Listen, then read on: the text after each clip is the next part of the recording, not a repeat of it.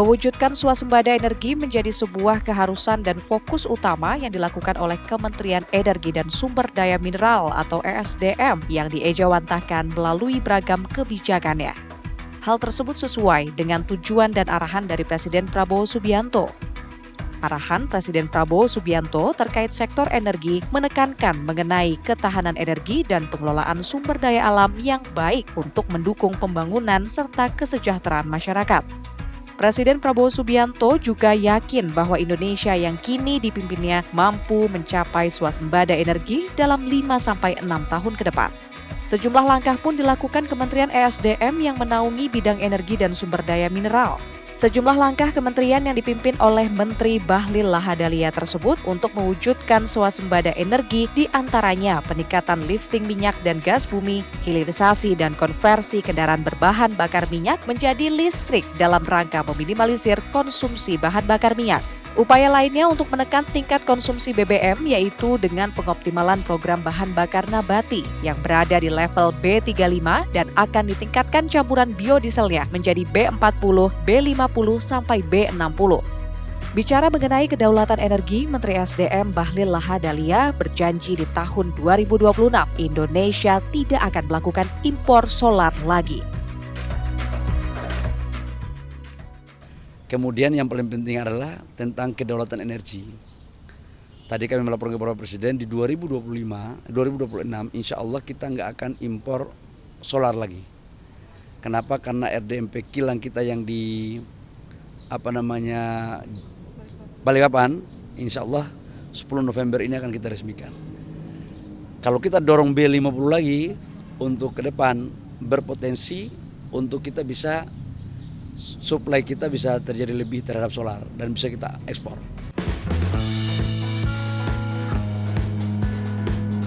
Peningkatan lifting minyak, konversi kendaraan, dan pengembangan bahan bakar nabati menjadi bagian satu kesatuan atau terintegral dari strategi untuk mewujudkan kemandirian energi sekaligus mendukung pembangunan nasional yang berkelanjutan.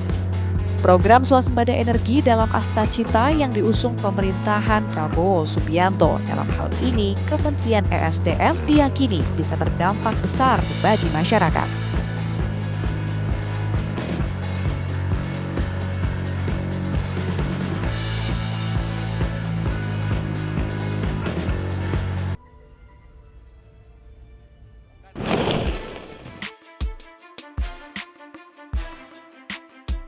Keberadaan bandara diduga tak berizin di kawasan Indonesia Morowali Industrial Park dibantah oleh Kementerian Perhubungan. Wakil Menteri Perhubungan Suntana menyatakan, Kementerian Perhubungan sudah menempatkan personel di Bandara PT IMIP Morowali, Sulawesi Tengah. Kemenhub membantah bahwa bandara di kawasan pusat industri nikel itu ilegal. Nah, saya Morowali, kemarin kami sudah menempatkan beberapa personil di sana. Dari Bea Cukai, dari kepolisian, dari Kementerian Perhubungan sendiri sudah dari Dirjen otoritas bandara ke sana, termasuk hewan dan lain-lain. Jadi kami sudah turun ke sana. Itu terdaftar, nggak mungkin bandara itu tidak terdaftar. Sementara Menteri Keuangan mengatakan bandara milik PT IMIP belum ada petugas bea cukainya. Purbaya siap mengirimkan petugas bea cukai untuk ditempatkan di Bandara Indonesia Morowali Industrial Park. Kelihatannya seperti itu. Nanti kita lihat seperti apa sih ke depannya, harusnya ada apa enggak. Kalau nggak salah mereka dapat izin khusus dulu waktu itu. Anda mesti tanya siapa ya? Dari kita. Kalau mau dikasih ya kita siap orangnya. Orang bea cukai banyak kok. Imigrasi juga katanya ditelepon malam. Jadi pada dasarnya seperti itu, kita siap. Begitu kita semua kita kirim barang sana. Ribut-ribut bandara hantu di kawasan PT IMIP Morowali, Sulawesi Tengah muncul usai Menteri Pertahanan Syafri Samsudin mengeluarkan ultimatum soal keberadaan bandara khusus PT IMIP atau IMIP Private Airport di Morowali. Menurut Menhan, bandara milik PT Indonesia Morowali Industrial Park itu beroperasi tanpa petugas keamanan dan otoritas dari negara.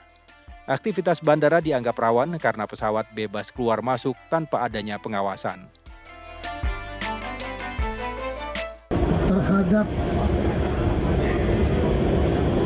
bandara yang tidak memiliki perangkat negara yang bertugas di dalam bandara tersebut. Ini merupakan hal yang anomali di dalam negara Kesatuan Republik Indonesia, yang kita harus menegakkan regulasi, tapi ternyata masih terdapat celah-celah yang merupakan kerawanan terhadap kedaulatan ekonomi, bahkan juga bisa berpengaruh kepada stabilitas nasional.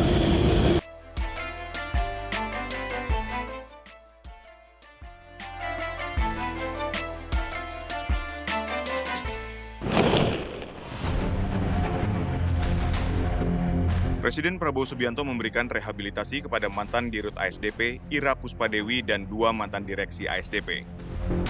Rehabilitasi dari Presiden Prabowo diumumkan Wakil Ketua DPR RI Sufmi Dasko Ahmad, didampingi oleh Menteri Sekretaris Negara Prasetyo Hadi dan Sekretaris Kabinet Teddy Indrawijaya di Istana Negara. Rehabilitasi diawali dari aspirasi masyarakat kepada DPR. DPR melalui Komisi Hukum melakukan kajian hukum terhadap perkara yang menjerat Ira Puspadewi. Dari hasil kajian hukum tersebut kemudian diserahkan kepada pemerintah. Dewan Perwakilan Rakyat Republik Indonesia menerima berbagai aspirasi dari masyarakat, kelompok masyarakat. Kami kemudian meminta kepada Komisi Hukum untuk melakukan kajian terhadap perkara yang mulai dilakukan penyelidikan sejak bulan Juli 2024.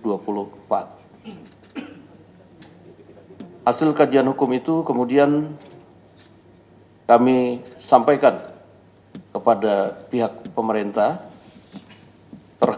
terhadap perkara nomor 68 Pitsus TPK 2025 PN Jakarta Pusat atas nama Ira Puspadewi, Muhammad Yusuf Hadi, Hari Muhammad Adi Caksono. Dari hasil komunikasi dengan pihak pemerintah, alhamdulillah pada hari ini Presiden Republik Indonesia Bapak Prabowo Subianto telah menandatangani surat rehabilitasi terhadap 3 nama tersebut. Pemberian rehabilitasi seperti halnya amnesti dan abolisi merupakan kewenangan Presiden dengan memperhatikan pertimbangan Mahkamah Agung atau Dewan Perwakilan Rakyat. Sementara itu, Komisi Pemberantasan Korupsi KPK belum dapat membebaskan mantan Dirut ASDP dan kawan-kawan dari rumah tahanan negara. KPK belum menerima surat salinan keputusan rehabilitasi yang ditandatangani Presiden Prabowo Subianto.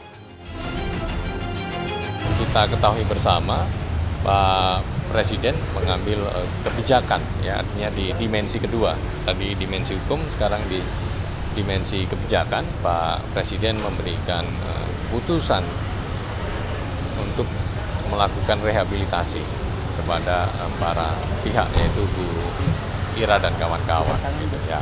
Tentu untuk KPK bisa menindaklanjuti keputusan Presiden pada ranah kebijakan tersebut, yaitu pemberian rehabilitasi kepada Ibu Ira dan kawan-kawan. Tentu sampai dengan saat ini kami masih menunggu surat keputusan rehabilitasi tersebut sebagai dasar kami KPK untuk menindaklanjuti proses-prosesnya. Mantan Dirut PT ASDP Ira Puspadewi divonis dengan hukuman 4 tahun 6 bulan penjara dan denda sebesar 500 juta rupiah, subsidiar kurungan 3 bulan. Majelis Hakim menyatakan 3 terdakwa telah terbukti secara sah dan meyakinkan melakukan tindak pidana korupsi secara bersama-sama dalam kasus korupsi proses kerjasama usaha dan akuisisi PT Jembatan Nusantara tahun 2019-2022.